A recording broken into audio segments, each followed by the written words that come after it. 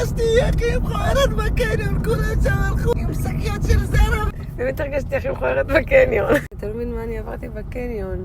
אני פשוט אנרגטית, אני לא יכולתי לשמור על הילדות האלה, שהסוטה הזה יפסיק להסתכל עליהם ולנעוץ את המבטים שלו.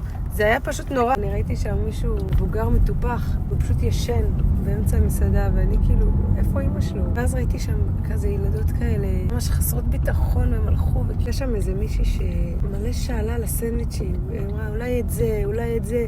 כאילו זה היה נראה שיש כל כך חסר לה מישהו לדבר איתו. ואז היא אמרה, לא, אני לא רוצה את הסלט ביצים. שאלה, טוב, מה הכי טעים? אמרו לה, סלט ביצים. היא אמרה, טוב. אני כזה, מה את לוקחת את זה? זה הכי לא טעים. והייתה שם איזה מישהי שביקשה 2 בורקס תפוח אדמה. היא שילמה שעה ולא צריכה לקרוא, אז עזרתי לה לקרוא מהטלפון.